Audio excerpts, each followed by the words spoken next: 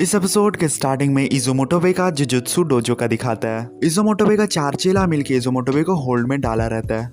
इज़ोमोटोबे का चेला लोगों का चेहरा से लगता है कि वो लोग बहुत ज्यादा ताकत लगाया हुआ रहता है, लेकिन इज़ोमोटोबे हल्का सा झटका देता है और लोग चारों आपस में टकरा के नीचे गिर जाता है। इज़ोमोटोबे का खिड़की से बाकी इज़ोमोटोबे पर जासूसी करता रहता है। इज़ोमोटोबे बगैर अपना नजर घुमाए ही जान जाता है कि बाकी खिड़की से देख रहा है और बाकी से कहता है, हे तुम अकेले छुपा छुपी खेलने में जरूर तुम्हें मजा नहीं आता होगा, कहता बाकी से और डोजो के अंदर आने के लिए कहता बाकी को।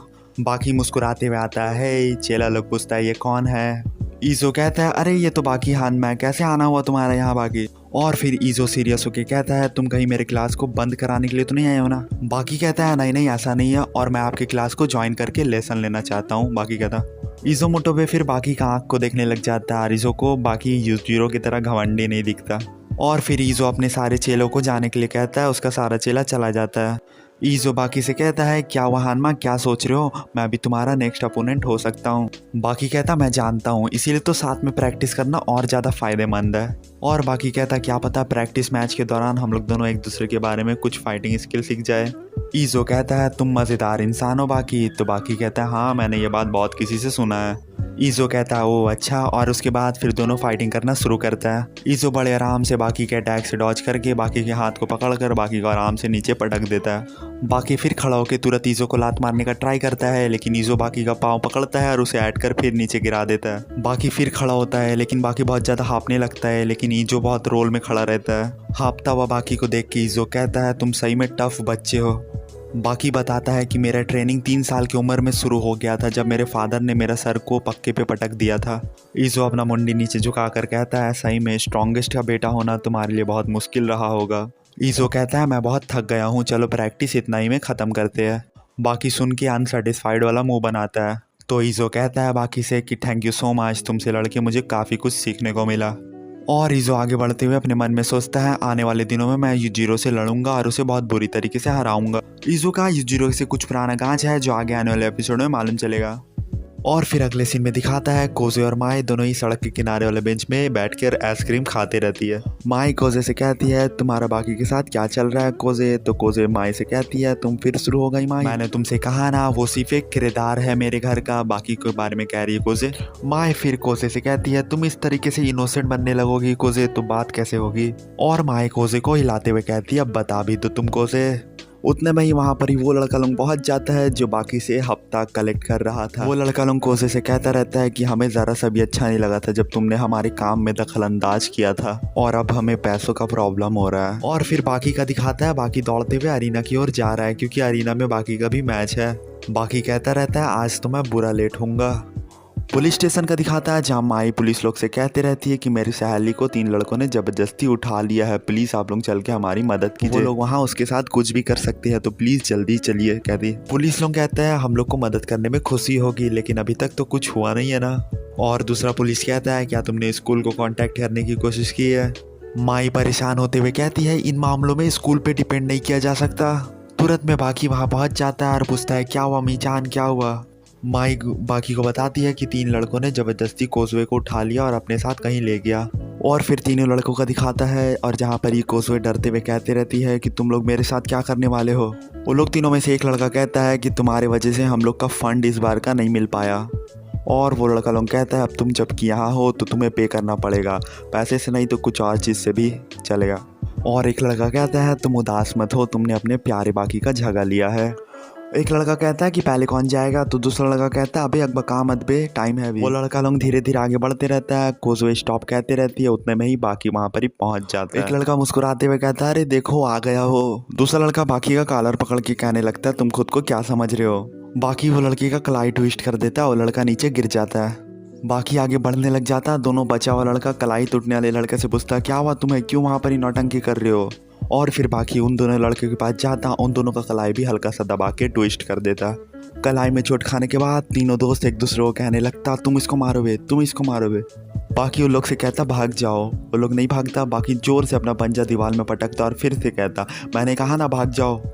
तीनों लड़का भाग जाता और बाकी फिर कोजवे से कहता कि अब तुम सेफ हो और मुझे अभी कहीं जाना है। कोजवे बाकी को थैंक्स कहती और बाकी कोजवे से कहता, अभी तुमने जो कुछ भी देखा कोजवे भूल जाओ सब। और बाकी दौड़ते हुए अरीना की ओर निकल जाता।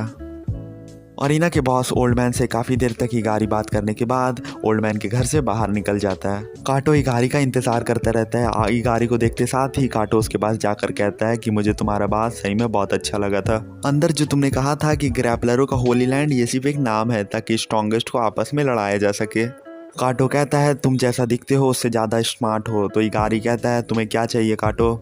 और काटो फिर कहता है मैंने बहुत लोगों के मुंह से सुना है कि बाकी के नेक्स्ट चैलेंजर तुम हो, क्या ये सही बात है कि तोकुगावा ने तुम्हें चुना है। इगारी कहता है कि आजकल मेरा फाइटिंग में इंटरेस्ट नहीं है, लेकिन मैं ज़रूर किया होता अगर मुझसे तोकुगावा ने कहा होता तो। काटो कहता क्या तुम्हें कहा गया है। तो इगारी कहता अगर मुझे कहा गया होता तो क्या। काटो खुश होकर कहता तब मैं तुम्हें यहीं पर ही कुचल देता और तुम्हारी जगह मुझे फाइटिंग करने को मिल जाता। इगारी कहता तुम क्या सोच रहे हो, तुम मुझे मार सकोगे। काटो कहता मैं तुम्हें साइड से ठोक दूंगा और तुम्हारी जगह बाकी का चैलेंजर बन जाऊंगा। उतने में ही बहुत सारा फाइटर आ जाता है। उसमें से एक कहता है कि तुम नहीं कर पाओगे काटो। वो लोग सारा फाइटर इगारी को घेर लेता और इगारी से कहता है इसका मतलब तुम ही हो बाकी का नेक्स्ट चैलेंजर। इगारी कहता है क्या बोल रहे हो तुम लोग। वो लोग में से एक फाइटर कहता है कि हमें इन्फॉर्मेशन मिला है कि जो बाकी का नेक्स्ट अपोनेंट होने वाला है वो रेसलर है। इगारी कहता है क्या, मुझे तो इतना भी नहीं मालूम है जितना तुम लोग को मालूम है। एक फाइटर कहता है तुम अनजान मत बनो इगारी, तुम्हारे अलावा पावरफुल प्रो रेसलर कौन हो सकता है बताओ ना। हम तुम्हें पहले खूब पीटेंगे और उसके बाद बाकी के चैलेंजर के तौर पे खुद को नॉमिनेट करेंगे। और फिर वो सारा फाइटरों के बीच इगारी के साथ काटो भी घेरा जाता है। काटो कहता है गैंग बना के फाइट करना क्या यही तुम्हारा हिस्ट्री और ट्रेडिशन है जो तुम अंदर बकबका रहे थे। एक फाइटर कहता है चुप से रहो तुम, ये सबसे बढ़िया तरीका है तुम जैसे बुरे चालबाज लोगों को ख़त्म करने का। बोलने वाले फाइटर के पीछे एक बहुत बड़ा सा प्रो रेसलर आके खड़ा हो जाता है और बोलने वाले फाइटर को हल्का सा हाथ मार के पलटी कर देता है। उसके बाद वो जाइंट रेसलर वहाँ पर ही मौजूद सारे फाइटरों को बड़े आराम से ठोकने लग जाता है और जो फाइटर देखता है और नहीं ठोक पाएंगे तो भागने लग जाता है फाइटर सब। काटो इगारी दोनों देख के चौंक जाता है और कहता है इगारी तो ये है बाकी का नेक्स्ट चैलेंजर। और फिर टोक्यो डोम का दिखाता है जिसका नीचे अंडरग्राउंड अरीना है और तोकुगावा जाइंट फाइटर से कहता रहता है तुम्हें यहाँ अपनी आंखों से देखने के बाद भी मुझे विश्वास नहीं हो रहा कि तुम मेरे अरीना में फाइट करने वाले हो। वो रेसलर कहता है कि हम जैसे रेसलर कहीं भी जाते हैं उसके लिए ऑडियंस इंपॉर्टेंट होता है। और वो जाइंट रेसलर कहता है कि अब मैं फ़ाइट के लिए तैयार हूँ और फिर वो अरीना की ओर निकल जाता है। और वो रेसलर बताने लग जाता है कि ये मेरी ज़िंदगी का पहला और लास्ट रियल फाइट होने वाला है। और जैसे ही वो रेसलर अरीना में निकलता है तो सभी लोग चिल्लाने लग जाता है ये तो माउंट टोबे है, मुझे यकीन नहीं हो रहा ये माउंट टोबे है। और फिर मालूम चलता है कि माउंट टोबे रेसलिंग इंडस्ट्री का बहुत ही बड़ा पावरफुल और फेमस रेसलर है और माउंट टोबे फाइट के लिए वार्म अप करना शुरू कर देता है। डोपो काटो को बताते रहता है कि मुझे लगा नहीं था ये रेसलर इतना जल्दी अरीना में फाइट करने के लिए मान जाएगा। काटो डोपो से कहता है इसका मतलब तुम्हें मालूम था डोपो। डोपो कहता है हाँ मुझे बताया तो गया था लेकिन मुझे बिलीव करने के लिए अपने आंखों से देखना पड़ेगा ना। और उतने में ही पूरा क्राउड चिल्लाने लग जाता है बाकी बाकी बाकी और बाकी दौड़ के अरीना में जंप करके अंदर आता है। बाकी का फैंस कुछ ज़्यादा ही शोर मचाता है, बाकी थोड़ा देर शो ऑफ करता है और फिर बाकी अपने अपोनेंट की तरफ देखता है और बाकी ऐसा मुंह बनाता है जैसे उसे मालूम ही नहीं था वो किससे फाइट करने वाला है। काटो कहता है बाकी को देखो लगता है बाकी भी सरप्राइज है सभी की तरह। और काटो कहता है क्या बाकी को नहीं मालूम था कि वो माउंट टोबे से फाइट करने वाला है। डोपो कहता है बाकी का ये अपोनेंट जापानीज रेसलिंग इंडस्ट्री का सिंबल है, बाकी ये जानता भी होता तब भी ये बाकी के लिए शॉकिंग मोमेंट होता, डोपो कहता। और फिर रेफरी दोनों फाइटर को बीच में आने के लिए कहता और फिर रेफरी रूल बताता है कि तुम लोग को मालूम है ना यहाँ का रूल ये है कि यहाँ कोई रूल नहीं है। और बाकी माउंट टोबे से कहता है कि मैं तुम्हारा बचपन से फ़ैन रहा हूँ, मेरे घर की दीवार में एक तुम्हारा बहुत बड़ा सा पोस्टर भी है। माउंट टोबे बाकी से कहता है कि माउंट टोबे मेरा एक्टर नेम है, जो कैरेक्टर ऐसा दिखावा करता है कि वो फाइट कर रहा है। और फिर बाकी से कहता है कि आज मैं यहाँ पर ही रियल फाइट करने आया हूँ, मैं तुम लोग को दिखाऊंगा कि प्रो रेसलर भी कितना एथलेटिक होते हैं। और बाकी से कहता है कि खुद को तैयार कर लो अभी दर्द और ज़िंदगी भर के लिए परेशानी झेलने के लिए, आज तुम हारोगे कहकर पीछे जाने लग जाता माउंट टोबे। काटो कहता है कि अपोनेंट इतना बड़ा है कि बाकी उसके सामने 3 या 4 गुना ज़्यादा फास्ट भागेगा। और काटो खुश होकर कहते रहता है कि तुम उस चीज़ को कभी हरा नहीं सकते जिस चीज़ को तुम पकड़ नहीं सकते। तो डोपो काटो की बात का रिप्लाई देता है कि तुम उस चीज़ को भी हरा नहीं सकते जिस चीज़ को तुम चोट नहीं पहुंचा सकते। माउंट टोबे बाकी के पीछे खड़ा रहता है, मैच का बेल जैसे बजता है वैसे ही माउंट टोबे बाकी पे अटैक कर देता है। पूरा ऑडियंस देख के चौंक जाता है कि इतना बड़ा रेसलर छल कपट वाला काम करता है, क्योंकि बाकी रेडी नहीं था वो अटैक कर देता है बाकी पे। तोकुगावा बहुत जोर मुस्कुराता रहता है और बाकी दर्द से छटपटाता रहता है और माउंट टोबे आगे बढ़ता रहता है बाकी को और घायल करने के लिए। और 19 एपिसोड यहीं पर ही ख़त्म हो जाता है। यहाँ तक देखने के लिए आपका बहुत बहुत धन्यवाद।